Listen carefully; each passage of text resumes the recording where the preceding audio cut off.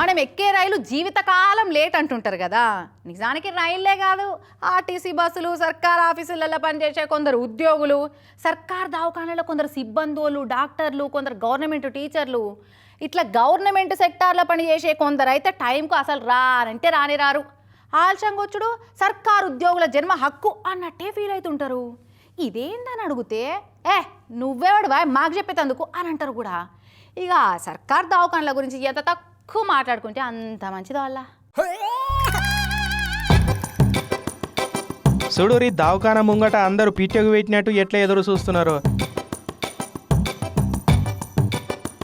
ఏడ గేటు కాడ సప్పుడైనా అందరి కళ్ళు అటే తిరుగుతున్నాయి, వచ్చేది డాక్టర్ సాబేనా అని.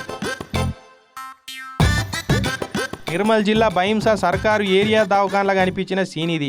కాలు చేతులు ఇరిగి చేతుల కాళ్ళకు పట్టీలు కట్టుకొని ఉన్నోళ్ళంతా బొక్కల డాక్టర్ కోసం పొద్దుగాలు వచ్చి పడిగాపులుగా వస్తున్నారట.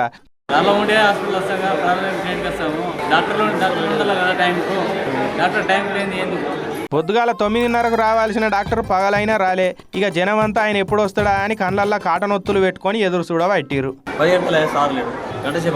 9:30కు రావాల్సిన డాక్టర్ అంటే మన ఇండియన్ టైమింగ్ ప్రకారంగా గంట ఆలస్యంగా వచ్చినా ఎవరేమో అనుకోరు. కానీ పగలైనా రాలేదంటే మతలా ఇయ్యాలి కదా. అందరూ మనుషులే, అందరికి అర్జెంట్ పనులు పడతాయి. కానీ కొలువు చేస్తున్నప్పుడు ఏ టైంకి వస్తున్నావు అనేది కిందోళ్ళకో మీదోళ్ళకో చెప్పుకోవాలి కదా. ఓపీ చూసే కాడ ఇవాళ డాక్టర్ సాబు ఏ టైంకి ఉంటాడా లేదా అన్నది కూడా ఓ గోడ మీదనో పేపర్ మీదనో రాసి పెట్టాలి కదా. అట్లా చేస్తే జనాలు ఈడ పనులు మానుకొని మిట చూడకపోతుండే. ఏంది సార్ పగటిలు అయిపోయా, మస్తు మంది ఇట్లా ఎదురు చూస్తున్నారు, బొక్కల డాక్టర్ వస్తాడా రాడా అని దవాఖాన పెద్ద డాక్టర్ సార్ని అడిగితే డాక్టర్ సాబ్ ఇంకా తోవల్నే ఉన్నాడు, జర అయితే వస్తాడని చెప్పబట్టిండు. తోటి డాక్టర్కు బదనాం రాకుండా సూపరింటెండెంట్ సార్ మంచిగానే వెనకేసుకొస్తున్నాడు. కానీ ఇదే ముచ్చట ముందు జనాలకు చెప్తే వాళ్ళు ఇట్లా పరిశాన్ అవ్వకపోతుండే కదా. చేసే పని చేయనే పడితిరి, చిన్న తప్పిదాలతోటి ఉల్టా మీదికెళ్ళి బదనాంల పాలవుడు అవసరమా చెప్పురి సార్ అని అంటున్నారు ఆడ ఉన్న పేషెంట్లు.